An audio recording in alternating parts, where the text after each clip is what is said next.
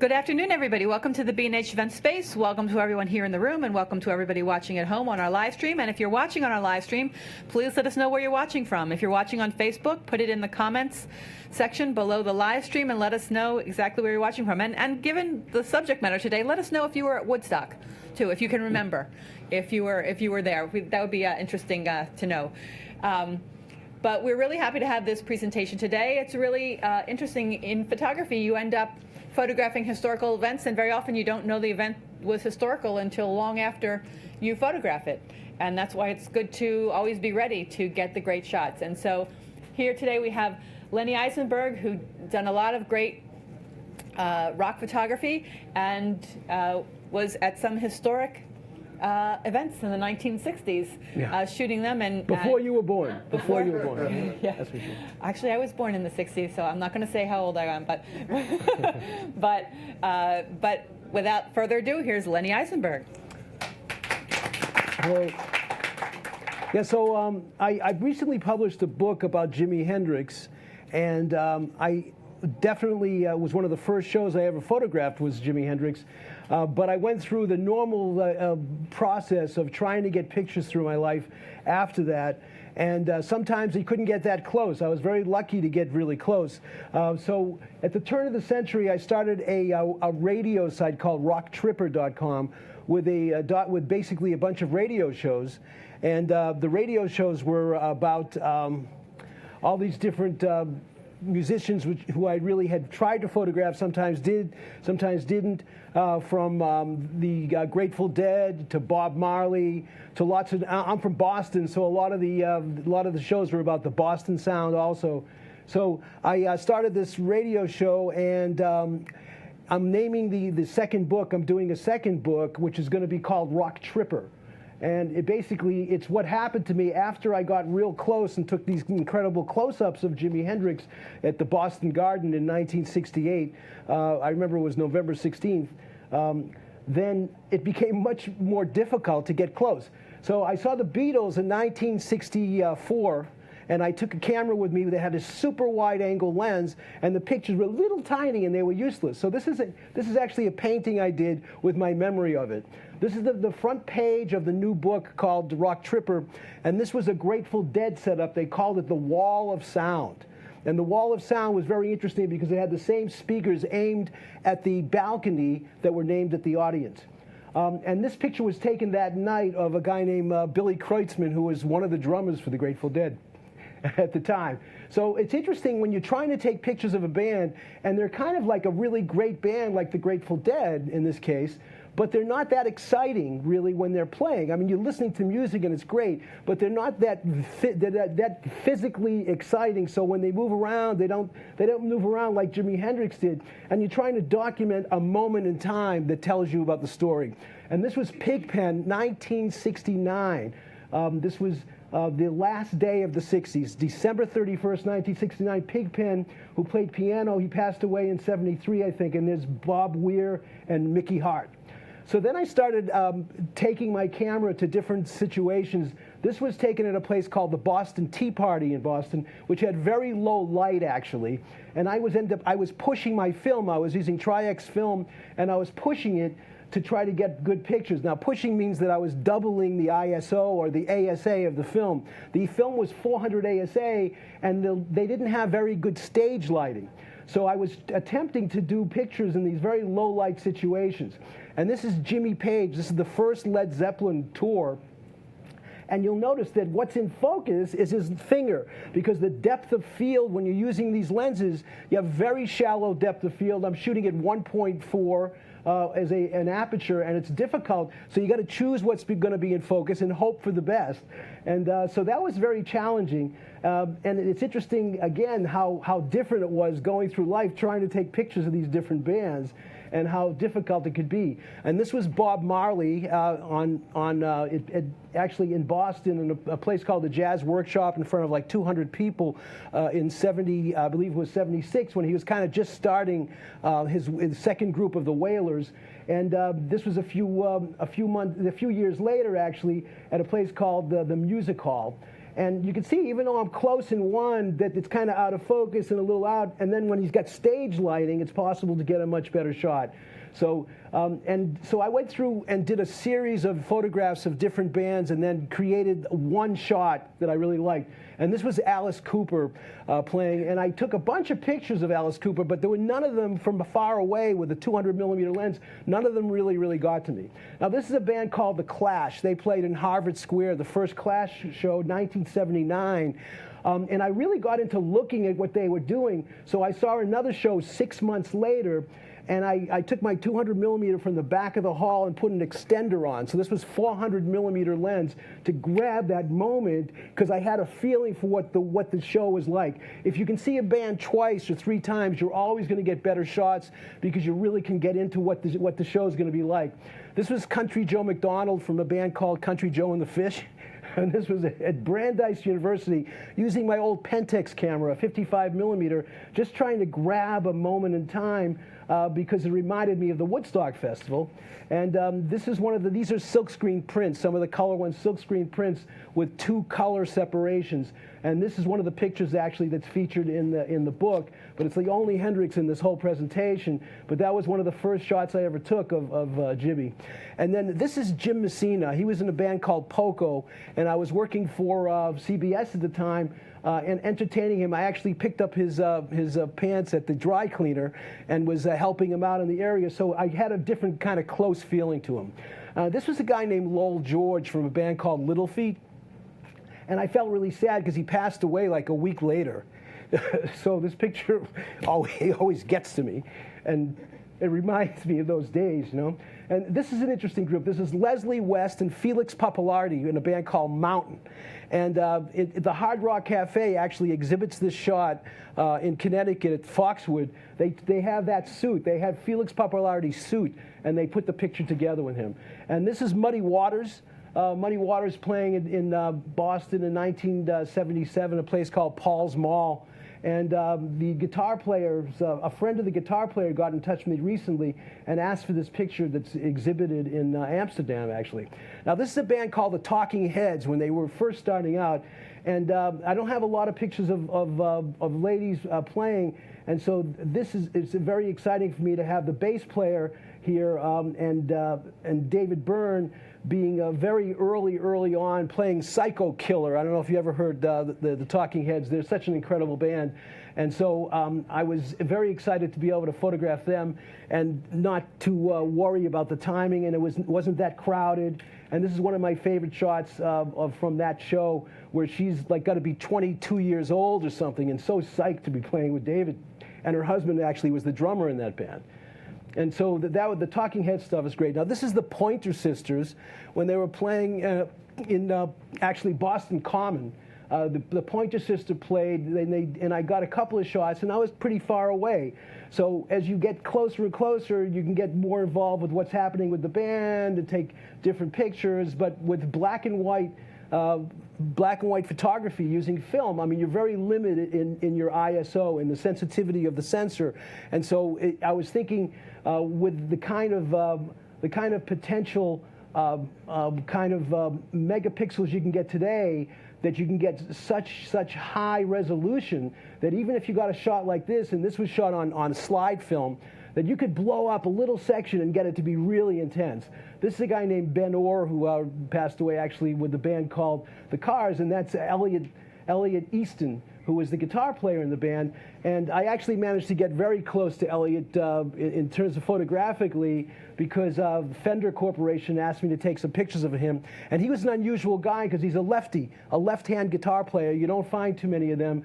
And so he liked to copy Jimi Hendrix to some extent, because Jimi was a left-handed guitar player as well. So when you get closer, things get different. And this is from a band called the Ramones, the lead guitar for the Ramones. And Johnny this was actually Brandeis University, 1983, after they had already almost stopped playing, and they reunited a few different times. And so those pictures, they just remind me so much of those moments in time. And this was a tough picture because in the actual film was overexposed, and I ended up using Photoshop 20 years later to actually make it work. And of course, I have my Rock Tripper logo up here that he's like aiming at. And so here I was able to get closer and closer to the band and take normal pictures, but sometimes you end up being very far away. And so here is a picture I just discovered because I scanned this picture. It's actually Steve Tyler, when he's got to be like 21 or something, playing with the early Aerosmith band, because I went to see the Kinks. I went to see a band called the Kinks with Ray Davies, but the Aerosmith opened up for him. And Aerosmith played for 2 hours, and the Kinks played for 30 minutes. So these are pictures from very far away, and I just discovered them. I hadn't seen, and he's got quite a lot of style. And then I got one shot of Ray Davies at that show, which is the next shot, where he's just drinking from a bottle of beer, and all the other shots really aren't that great. And I was pretty far away, probably 200 feet away from in the balcony. So I'm going through this series now of what happens when you can't get close to the subject. So this is a picture I discovered of the Rolling Stones at Boston Garden, 1975, and that's definitely Ronnie Wood playing, but it's all like, why bother? Is there any way I can get a sharp picture from that distance? And I thought this looked pretty good, you know. I mean, it's definitely Mick Jagger, and it's far away. And so it's like when you're in a situation where you're so far away, why bother? Should you even bother to take the camera with you? And a lot of times I didn't. I remember I had a chance to see Tom Petty, and I was too far away, and I didn't bother. And I thought this actually gives you a feeling for what the show is like. But photographically, is it really worth it? But if this was done with today's cameras like the A7R3 or the 850 from Nikon, then you'd be able to blow it up big time because the megapixel's so intense. And this was my Keith Richards back then, from pretty far away, and I thought he had a lot of style, and I really wanted to get closer to Keith. So I did manage to get him, and this was a black and white shot from that night, which was 1975. And then recently, because of a dear friend that we have, I went to the Jazz Foundation of America celebration and managed to get some close-ups of Keith many years later. I don't know, how many years later? 75, 85, 95. It's like 35 years, and Ellen, my friend here, was the one who got me into that show. And so I got a couple of Keith where I got much closer. And then the last set in this particular Rock Tripper series is actually, I believe it's, actually there's one that is coming up that's of Bob Dylan. And what was the name of the drummer? It's Yvonne Helm. Who played with the band. So this is the band at Boston Garden, and I'm still a mile away.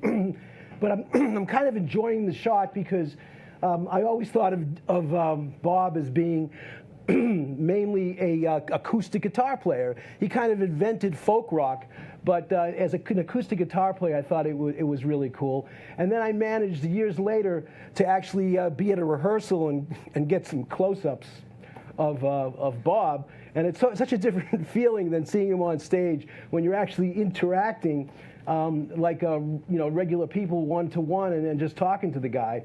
It was a whole different feeling getting really close. So that Rock Tripper, this slideshow showing basically my battle through life, trying to take the picture, trying to get a shot when you're not too close necessarily, and always aiming at getting the best shot.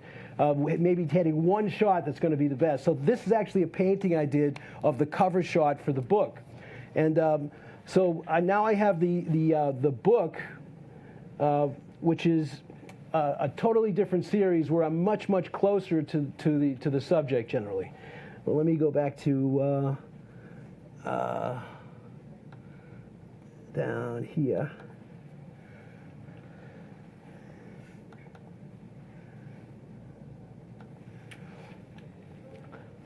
Yeah, so in 1968, when I was 17 years old, I was photographing Bobby Orr from the Boston Bruins using a Pentax camera, 105 millimeter lens on a Pentax camera, and all of a sudden I found myself in front of Jimi Hendrix with the same setup. And so I went to this concert where it was in the Round. There's a place called the Carousel in Framingham, Massachusetts. It was in the Round, and my seat was actually behind the setup. Because it was in the Round, the amplifiers were actually in my way, and so I went from my seat into the orchestra pit, in front of where Jimi was going to be playing, and there were some opening bands, and me and my friend were there, and we were helping the roadies move the drums and back and forth through the different bands. So the state police, the Massachusetts State Police, came out when Jimi came on, and they said, everybody out of the orchestra pit. And the roadies actually said, wow, you can stay. These guys have to stay because they're working with us. And that's how I ended up getting these shots. And I only had 22 shots left in my Tri-X collection. 22 shots left to have one roll of film, and I tried to grab as many shots as I could. I'd never seen these guys before. And this is Noel Redding, who was quite an incredible bass player, but Jimi actually chose him because he liked his haircut. And he thought he was playing all right. But the fact is that I have a friend who did the introduction to the book, the guy who played it, a guy named Gerardo Velez, who was an insider, and he was saying that Jimi, whenever you hear an album that's a Jimi Hendrix album, that he never really let Noel Redding play the actual bass part that's on the album, that he always ended up overdubbing it himself, because Jimi started out as a bass player himself, and he really didn't love Noel Redding's playing, but he liked the way he looked, and that was a big part of it. So because of where I was stuck in one position, and I could not move at all. So I was stuck in the orchestra pit so I could get the shots, and I didn't stop shooting just because things were in my way.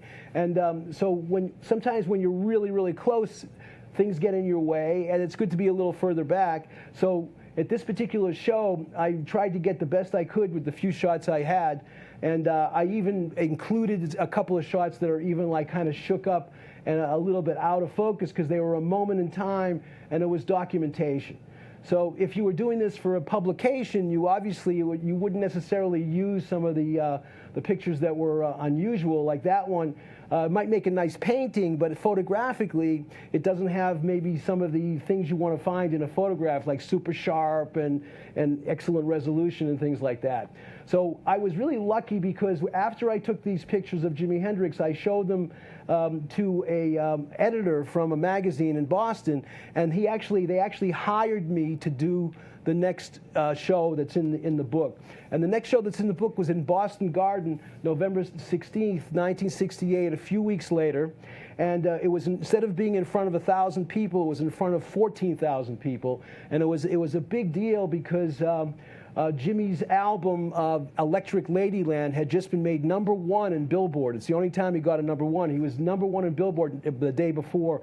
And this is the view from the back. This is the way I'm always stuck. And then I was able to be brought right up close.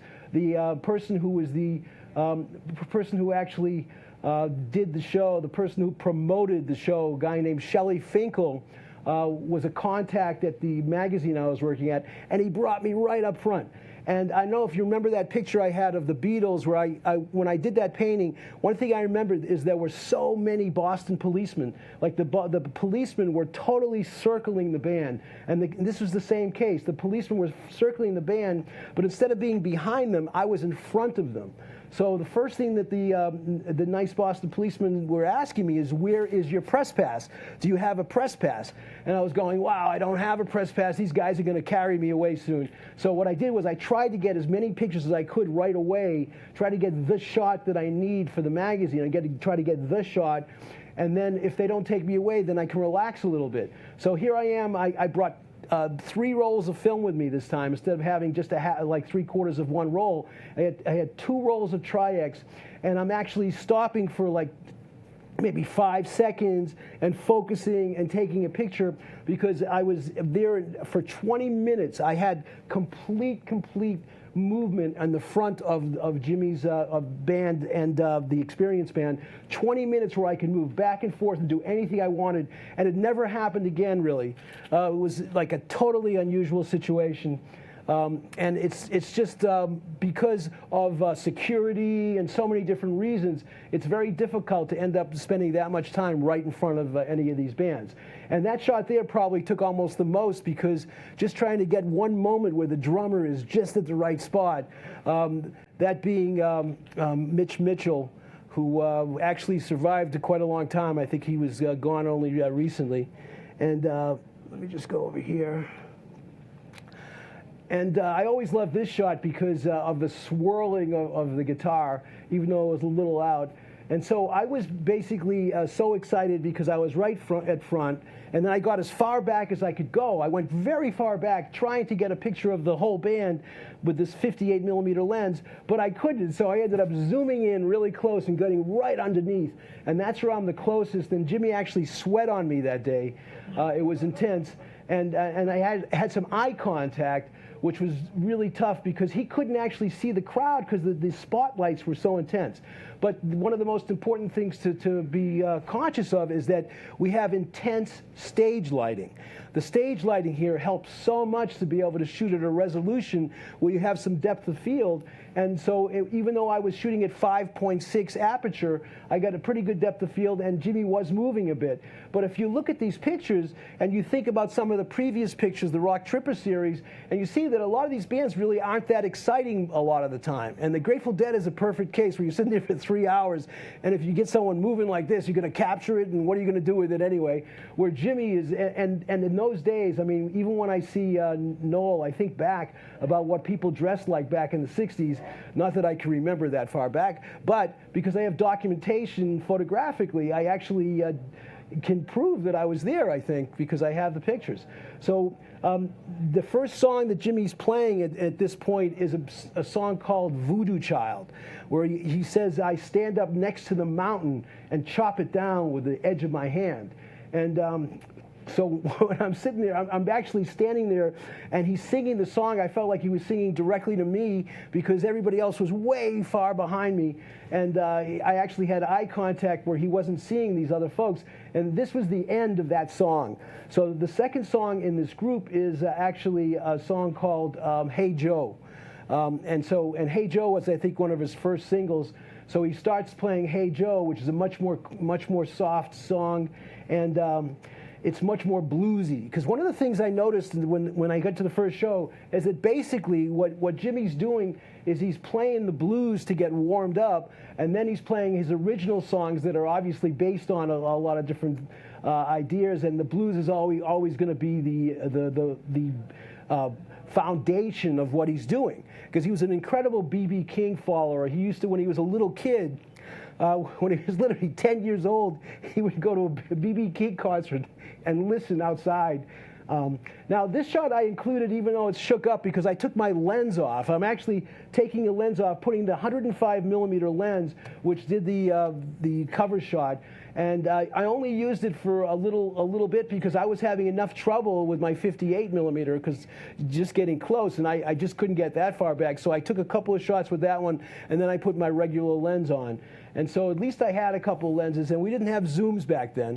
In fact, I never trusted a zoom till 1994, when I finally thought that if I got a Canon L lens zoom, it was worth having. So here you can see the audience in the back a little bit, and you can see what time it was. It's 10:26, I think it says up there. And if you see the beginning, it was 10:12. So I figured out that the show was over that I was out of there by 10:31. And if you see the holes in the speakers, you can see that Jimi used to take his guitar and smash it into the speakers to make special effects and get feedback, and he was definitely much more animated than almost any other musicians I had ever seen. The only band that reminded me of the animation was the Clash, because if you look at those Clash pictures where you can see they're constantly moving around, they're never stopped, they're always moving, and that's what got me with Jimi. And so it's sort of like the way I started. I mean, it was 17, I was 18 years old at this point when I took these pictures, and it was almost like everything I tried after that never reached that kind of that point. Not so much because there was something wrong with me as a photographer. You don't find a lot of musicians, you don't find a lot of performers that have that kind of presence. And the idea, I'm just standing there holding it almost like an animation, getting one shot and the other. And so the police did come over to me in the middle of it when I was changing one roll of film, and they asked me again, where's your press pass? So I kept telling him, Shelley says it's cool. Shelley Finkel says it's cool. And then finally, after I think this shot, I was really, really just intensely involved, and I never changed my shutter speed thinking he was going to move faster. I basically stayed, and that was the end of that show, which was the second show. So Hey Joe was over at that point. And so the third show, and this is what we were talking about before, the third show was the Woodstock Festival. And so the Woodstock Festival was, again, one of those big challenges. And this is the very end of Hey Joe right here. The Woodstock Festival was a big challenge because how close could you get? I mean, you're talking about, it started out, and I do have in the book, I have a list of the songs that were played that day. So there's a set list in the book. And you see Voodoo Child and Hey Joe were two of the songs that were played. So the Woodstock Festival, I couldn't get close at all, but I got there on the first day, and I was literally almost a mile behind, but Jimi didn't play till the very last show. So I kept my camera in my van for 2 days so I wouldn't waste it on other performances. I was saving my film just for Hendrix. And so this is the first shot I took of him when he went on stage. And that shot up there on the wall, that was the second shot, which was really interesting because you really had people sleeping. This was like literally 3 days, and a lot of people never got to sleep more than an hour or two in that period of time. And we talk about mud. The mud was literally up to your knee. You know, it was like incredibly messy, and if you stood up, all these other people got in your way, and you couldn't sit back down because everyone was pushing up. So Jimi had insisted on being the last guy on, and there was a plus and a minus to that. He was the last guy on, so there was nobody coming on afterwards, but the thing was the crowd had reduced from 500,000 down to 50,000. It was literally 90% smaller. 50,000 is a good crowd, but even while he was playing, people were going to work. There's a shot of Gerardo. He actually writes the introduction to the book, to the Woodstock section of the book, and he had just turned 21 years old that day, the first time he really played in front of people. And here's Yuma, and I'm trying to remember the name of the other guitar player, but he was mainly used in rehearsals. So Mitch Mitchell came to play with the band that was at the Woodstock Festival. He came in to play with the Band of Gypsies like 2 weeks before they went on stage. They were rehearsing for 2 months. And so Jimi basically had this other guitar player who they would rehearse with, and then he showed up 2 weeks before the show, and he was saying, boy, these guys are just not tight enough. They can do jamming, but they can't play a Jimi Hendrix song.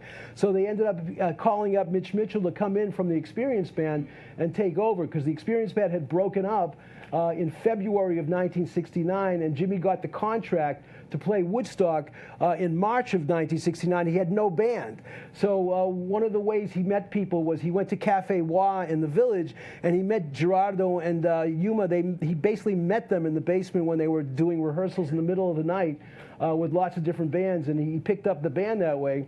But if you've ever seen the performance, you can see how he's really kind of worried at certain sections because he wasn't really sure how it was going to work out because it was basically jamming, and then he finishes the set with some of his original songs from the albums. So he went through these different sections, and it was very challenging. And also there is a rumor that the Grateful Dead had put a little bit of LSD in the water backstage. So what happened was that Jimi had just taken, these people just went and they took a little bit of water, and then they didn't realize that, 40 minutes later they were like wondering what was going on.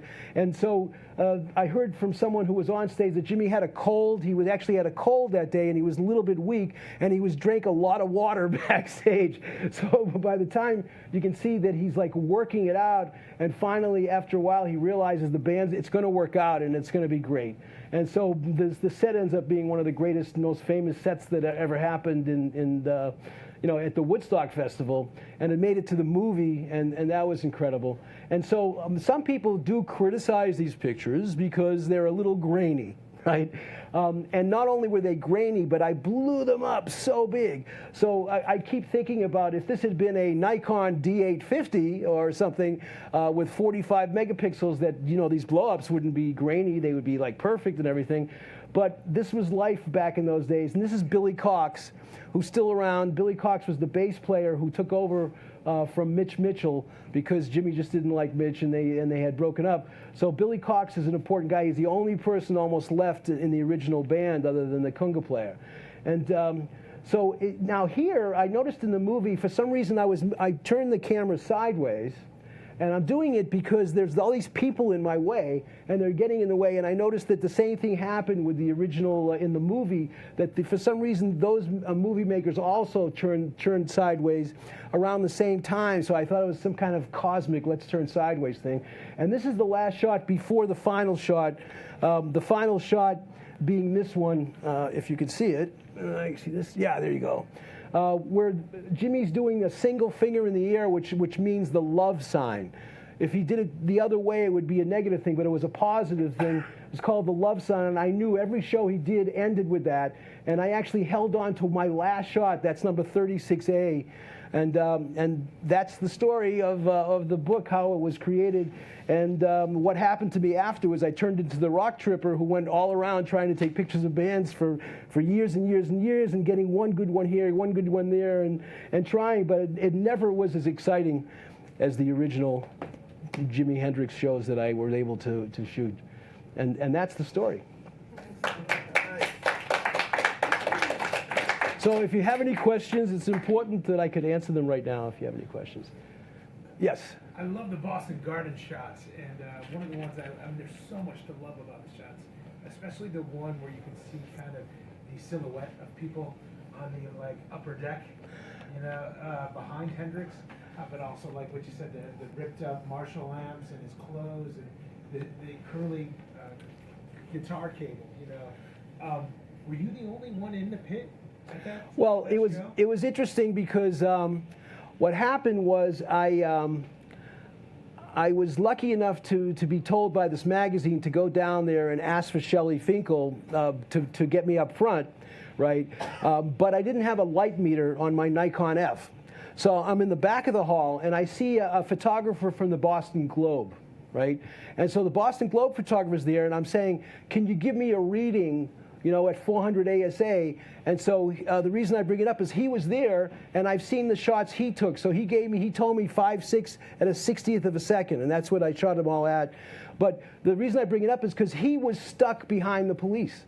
Because in other words, police were right behind me. He didn't get to be right in the front. I'm the only one that got right up front. He was in a normal place, and if you see his pictures, they're in color, but they're from the side, and he never really got to the front. He just couldn't get there. There were too many things in the way.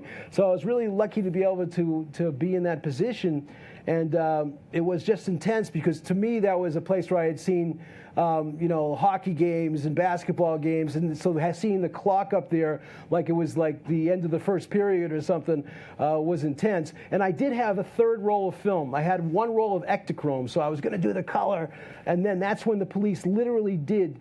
Two guys lifted me up and carried me away because I didn't have a press pass. But they let me stay there for 19 minutes. 19 minutes in the front, That's incredible. Oh, yeah.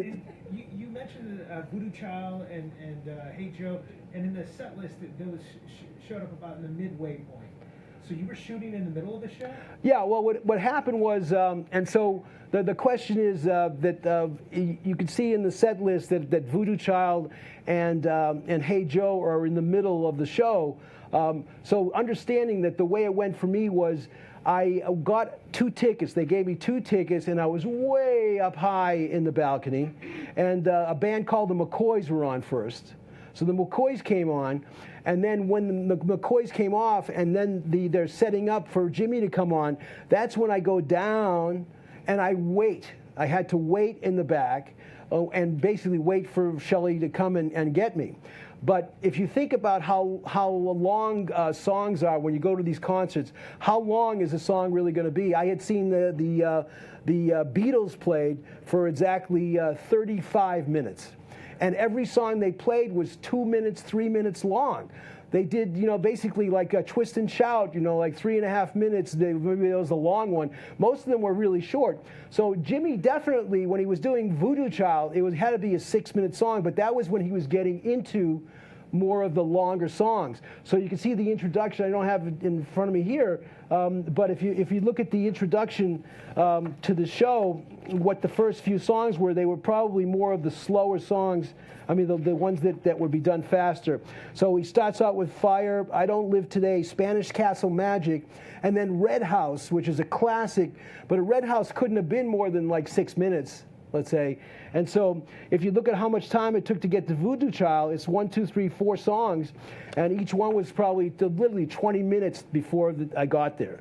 So from coming down and getting finally to get up front, and because I remember very specifically that it was Voodoo Child that he was playing, that it basically happened really fast. There's no question about it. Well, I think it's so cool because the industry standard now is the first 3 songs.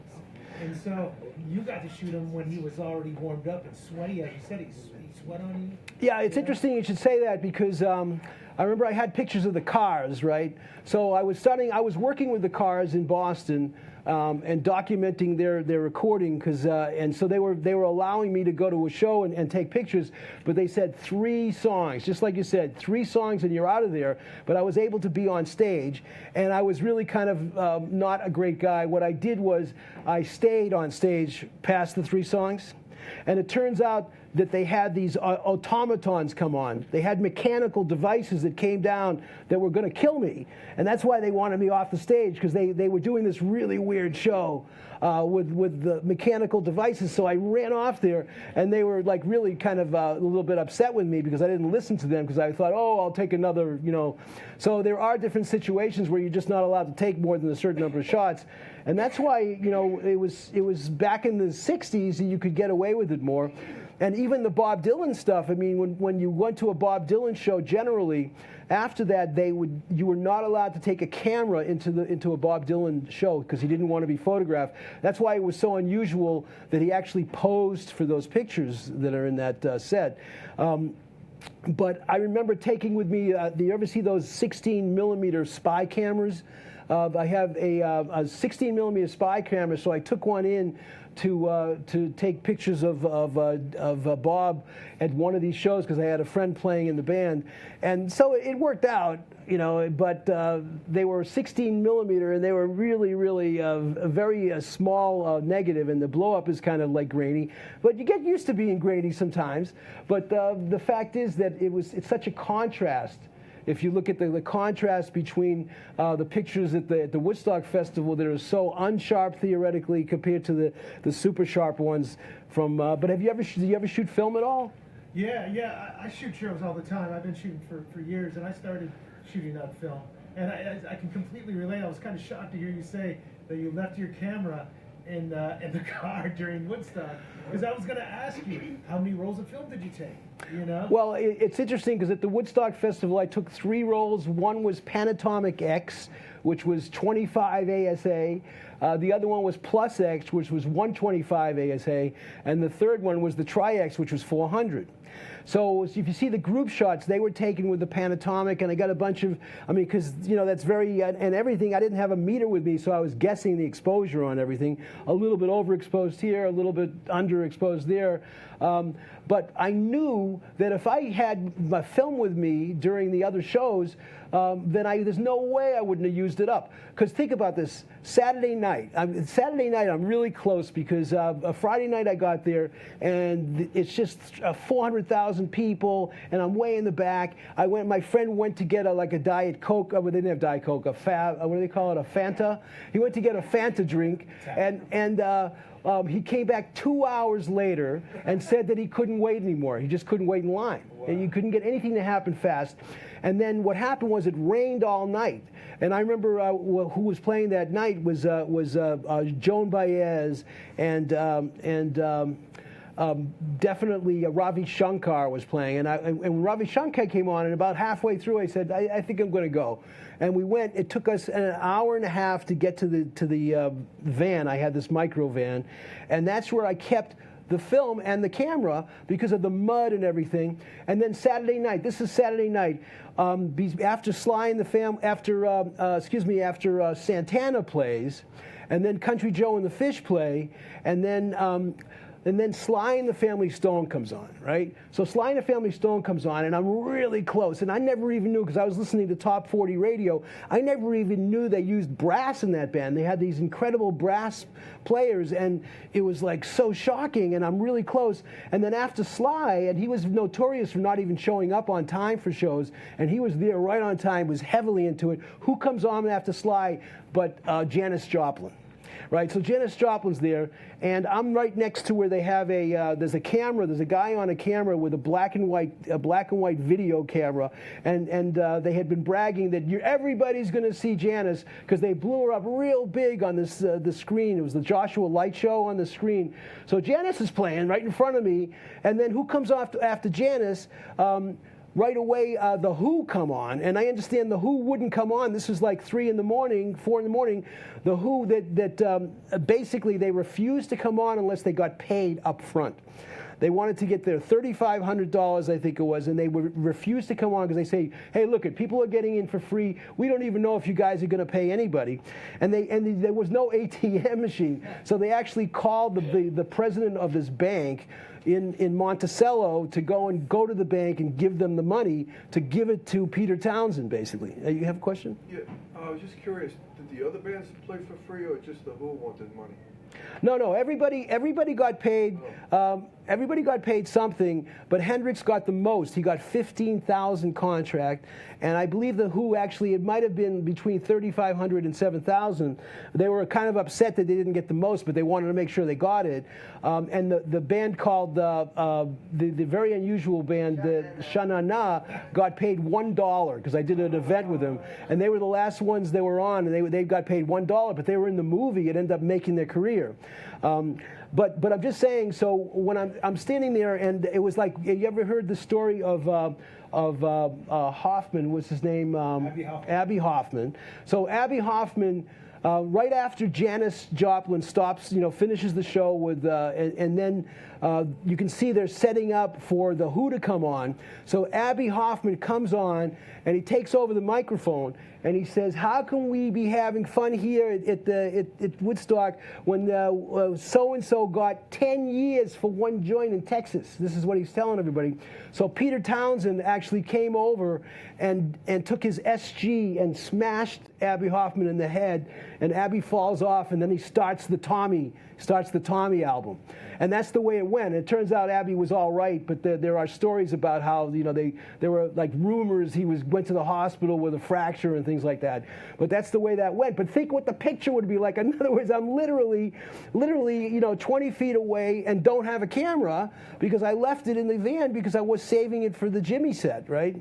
All those sets were so dark though too, right? Janis, Sly. Yeah, well, they had real stage lighting. But you had another question? Yeah, I was just curious.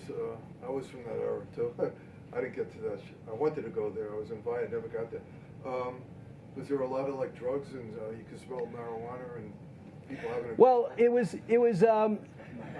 interesting. It wasn't quite that simple. What was happening is when you got to the festival, right?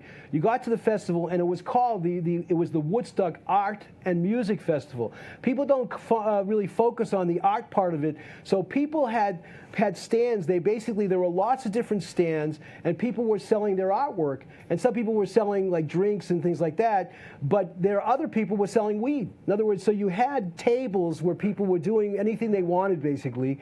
And there was one state trooper. I saw one New York State trooper the whole time. One guy just walking around, and people were basically just free to do anything they wanted to some extent, but there was a big shortage of food. There was a big shortage of water. So it was Saturday night, I believe there was a big fire. You'd see a fire going on, and it turns out some guy who was selling hamburgers, he raised his price from like $2.50 that day, he raised it to $7.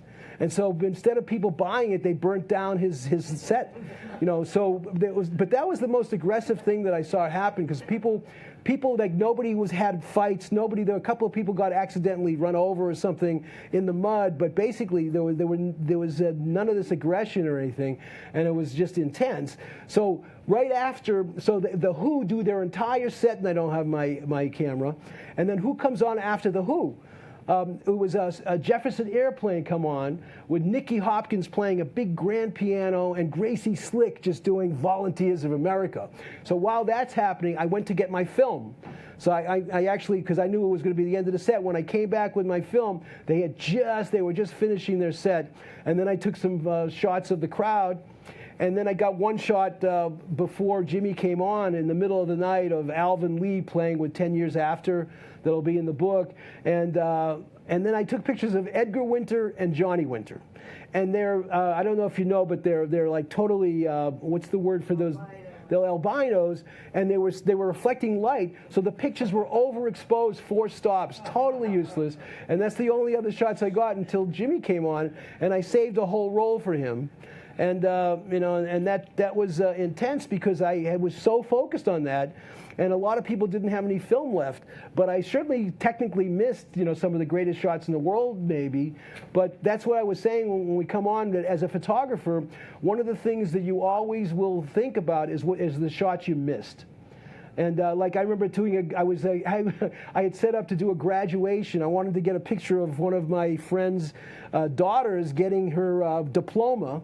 Right? And I had a super fancy camera, got my Hasselblad all set up, and everything's going perfectly, except because it had 12 rolls, 12 shots on the roll. I had just done my 11th, and the 12th was halfway.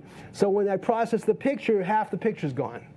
And that's the way it goes when you're working with film. You have that possibility, and then God forbid, with digital, we always have the possibility of corrupted files or something going wrong. And of course, you never forget the time when I was shooting a wedding for somebody with my Leica camera. And everything's going great, except I realized at the end of the ceremony that there was no film in the camera. And because it's a rangefinder, you can't really see what's going on. And I wasn't really paying attention to watching the film go around. So you got to think back. That's how you become kind of more professional by screwing up in a way. Yeah. I think the thing, like in those years, the tough thing for you, and that makes you it teaches you how to be really a good photographer. You're shooting there at a tremendous event, and you really don't know if you got the lighting. Even though you're guessing, you still don't know. With digital, you see it on the back, and you say, you know what, I got a shot. Guys like you take the shot, and you pray to God that you come home with something. Well, yeah. So the question is, you really don't know. So you're talking about, the kind of pressure you're under to try to get a proper exposure, and when you're shooting film that you don't really know. So I was lucky because I was working for Polaroid Corporation in Boston back for 16 years back in those early days. And as a professional, because I was assisting a bunch of people, they were always testing with Polaroid, if possible, right? If you were doing a pro job, you had to test with Polaroid because you knew you were really going to get the shots. And that was the difference between being a film shooter in those days, and people had to hire you because you were guaranteeing they'd get shots because you were able to test. Where when digital came into play at the turn of the century, basically, all of a sudden people said, I don't need a professional photographer because the camera's doing it. The camera's doing everything. I can see the picture immediately. I know if I have it. If I don't have it, I'll take it again and again and again until I get it. But in those days, basically, you were trying to be as distant from worrying about the exposure and things as possible. So if you're using a 400, you're used to it. If I'm using 400 ASA film, then generally I don't even want to be outside because it's going to be overexposed. So if I'm going to shoot, I would close down the f-stop to like, let's say 8 or 11, or let's say if it's bright, go to 16, shoot at 1/25th, 2/50th of a second, 500th of a second, thinking, well, I'm going to be, if it's sunny out and I'm using 400, it's going to be close. If I'm at 11 at 250 or 500, it's probably going to be good. And if you're doing an important job, you would test the film. In other words, if I did let's say you did an important job, you would try to make the first few shots then not that important, and you would snip them off and process them separately. That was always the way you had to do it. And of course, I remember one time I had a job for People magazine. Got one of the biggest breaks of my career. I was doing pictures of Ed Asner at an auction, and I don't know if anybody knows who Ed Asner was, but he was a pretty good, pretty interesting TV star at the time. With what was the name of that show? Mary Tyler Moore Show, right? So I was using black and white film to do my regular gig. It was a PR gig. And then I had this other camera with this incredible Ektachrome film.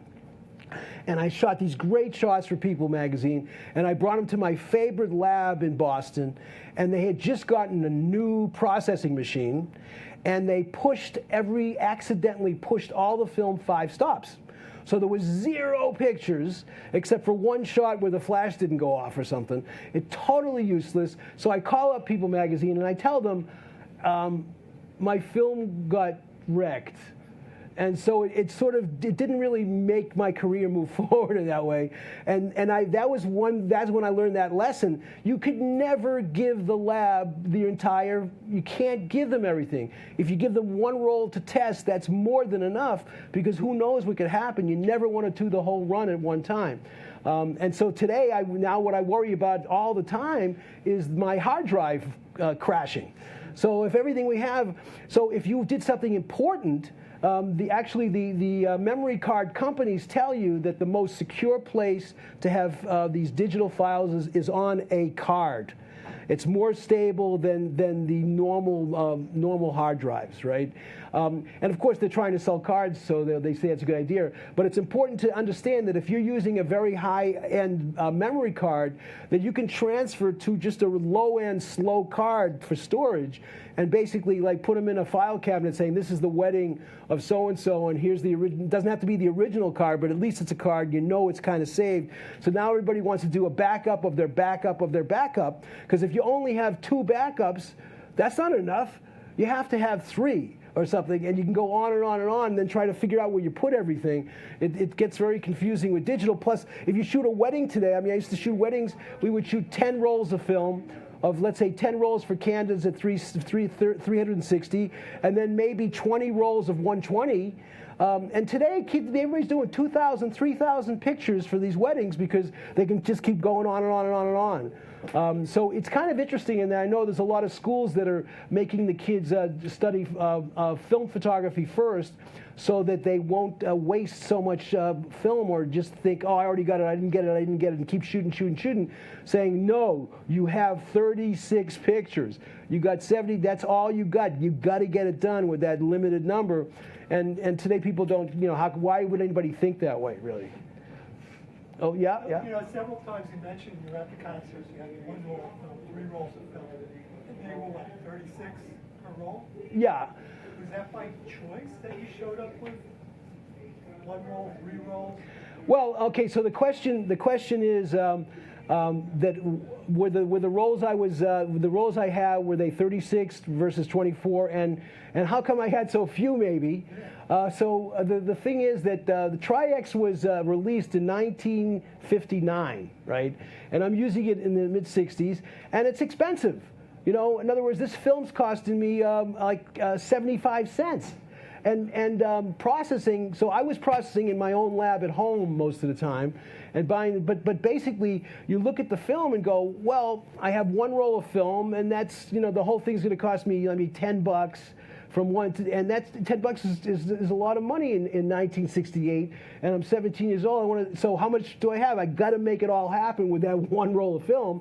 And then I saw the opening band. That first show, the opening band was called A Soft Machine, and they had a reputation. They had a nice album out, so I took 3-4 pictures of them, and then I took this other band called Ear Apparent, which was a band that Jimi had produced, and I took a few pictures of them, and I only had that 1 roll. And if I did if I was covering hockey, I would use the, like 1 roll of film. So I figured that's what I had. So when I finally was doing a real job, I had 3 rolls that time at Boston Garden, but I never got to use the Ektachrome. But I really invested a lot in that. I was like talking about getting to the $20 range. And so if you ask, why didn't I have more film? It was basically because it was expensive. And I wasn't thinking that way. But if I did a wedding, then I would get, if I was doing a wedding, you would get money up front. Let's say they would give you like a deposit. So you take your deposit and you buy a whole bunch of film. It's a whole other way of thinking. But when you're doing your own thing, how much film are you going to have with you? Sure. But I guess it's even more impressive with a limited amount of film. So you really had this film management. You really had to really pick and choose, make sure those shots, go through the shots. And you always didn't have good seats. So So you're shooting, you know, in the back, not by choice. These are the seats, so it's really impressive, you know, what you did with that. Well, so you're saying that with having a limited number of shots, it seems like that there are some good ones somehow coming out of it, even if they're, but again, it all comes down to your memory of it and why are you doing it? That's the biggest question. Why are you bothering? Why am I bothering to take a picture of Mick Jagger from 300 feet away, or to bother to get those shots? What am I going to do with it? You can't, you know, you're not going to get it in a magazine, because it's just too, unless, let's say, it's the last show anybody ever plays and nobody else got another shot, maybe, but why are you doing it? And so I'm thinking, like, back, it's just a question of trying to be back in that moment. The closest thing we have to time travel, in a way, is photography at the time was kind of time travel, because you could see accurately what actually happened. And like a lot of people today, I had someone, because I talk to people sometimes about if they're going to court, and they have to show digital photographs in court, that they're not accepted very often, because you can manipulate the digital so much that it can't be, how can you prove anything using a digital picture? So a lot of people, when they have in their cars, in their glove boxes, they have disposable film cameras. So if they have an accident or something, they can use a disposable film camera, and those pictures will not be questioned. Even though it's a $5 camera, it's actually going to be better in court than having all this digital stuff. So you're really totally into a digital mind when you're saying that, gee, how you could get the one shot. But you know, the fact is that you got to hold on. And then why are you doing it? And so that's why I'm saying another thing is, it's really important, if you're doing music photography, to try to see the band a few times.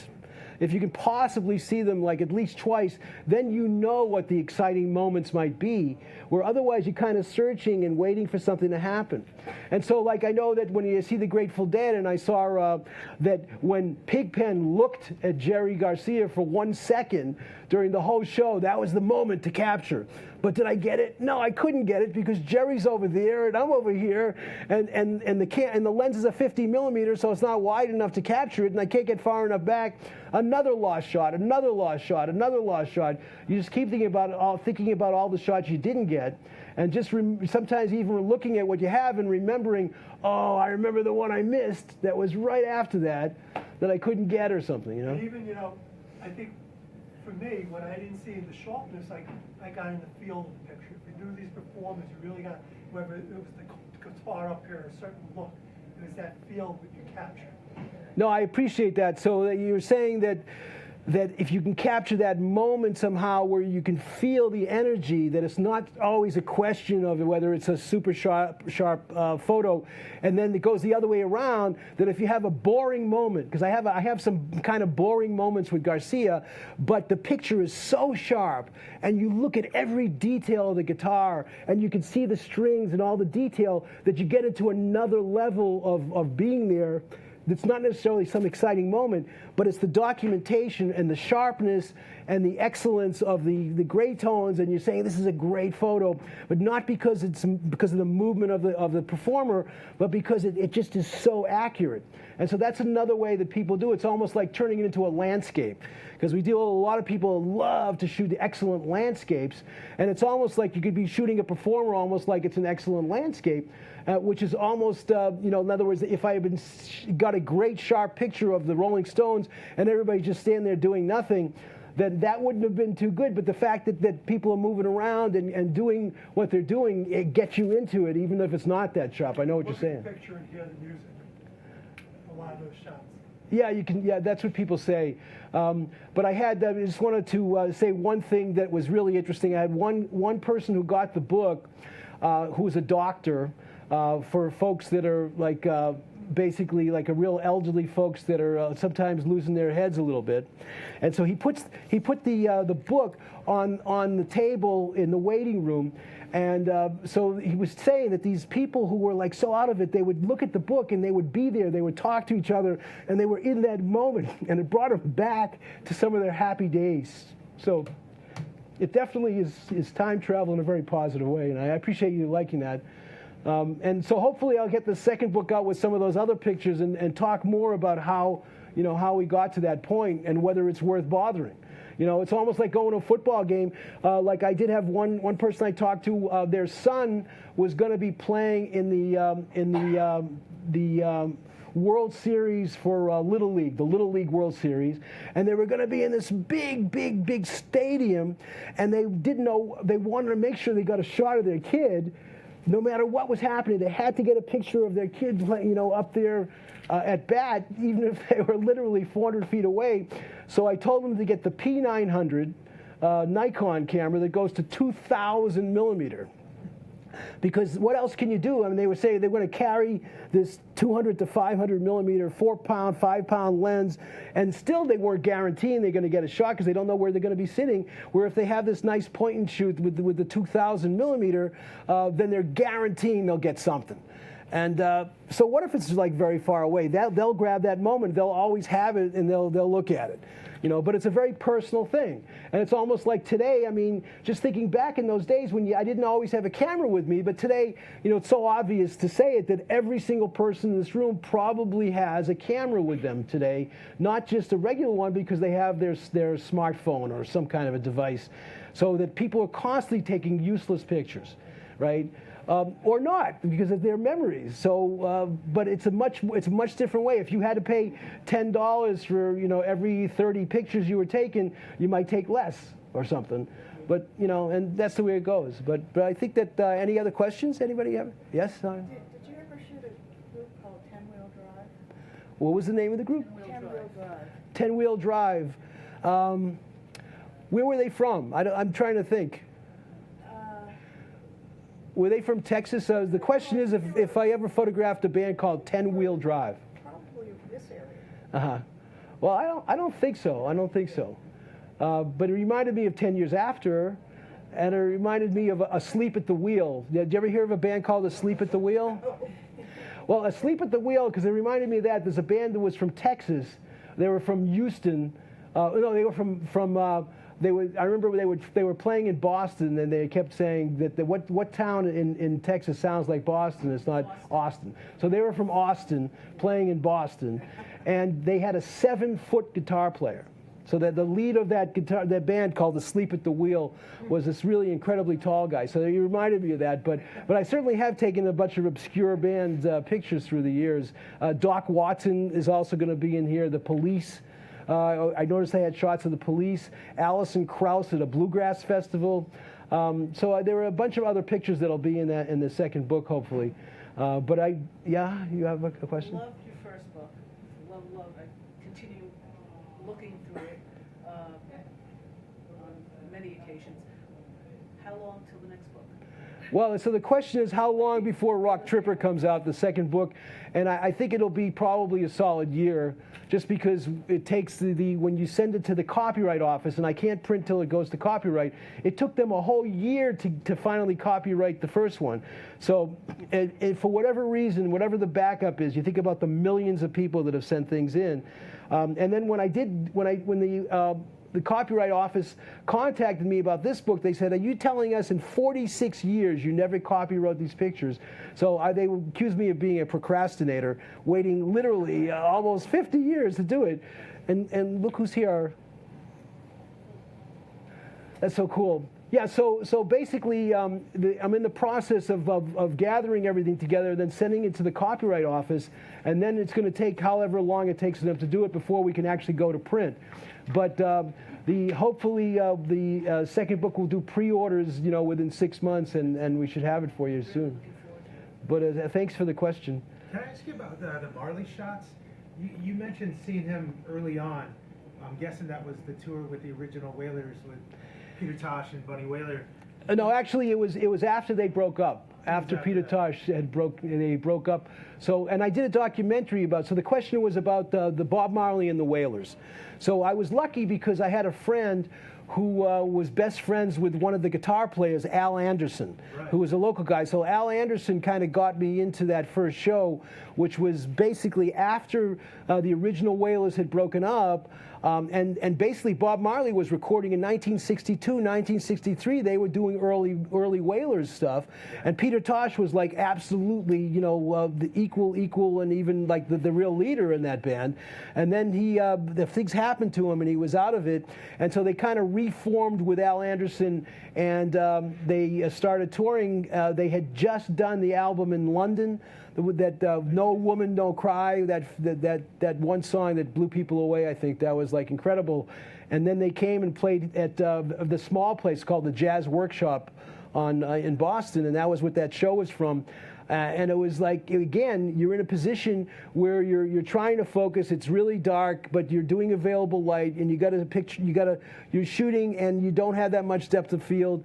And then the guy moves a little bit, and there you're trying again and again and again. But it was also interesting that Bob Marley was playing all the guitar. The rhythm guitar was all his, and Al was playing lead. Where after the second show I had, which was literally 3 years later, it was a much bigger group, and he wasn't depending on his playing anymore. He was mainly delivering the words, and he had his guitar, but very rarely was he even bothering to strum because he had some incredible players with him.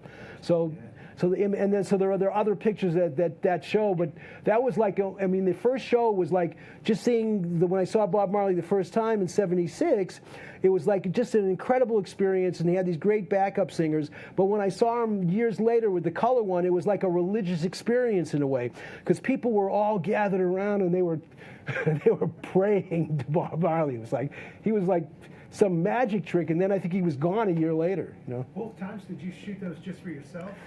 Yeah, basically. Well, the first time I had recorded it and I was shooting it for Al, you know, to give him some pictures, and the second time I finally had some Ektachrome that I could put in the camera, and I also have a bunch of pictures of people like basically with their hands up, like praying and something to Bob Marley's music. It was such an incredible experience.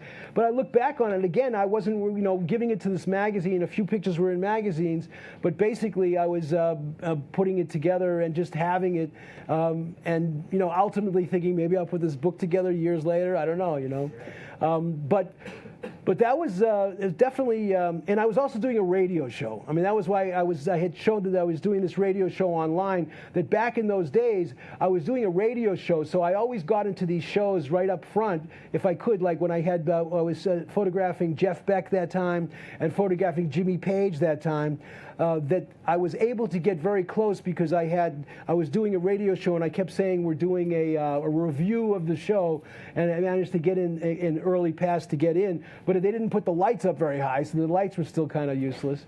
And that's the way it was back then. So that's why it was such an incredible situation to be able to get those Hendrix shots with stage lighting and have, you know, nice sharp shots of one of the most dynamic players of all time. You know, it really was quite a deal. But I was always very frustrated about not getting the Beatle pictures.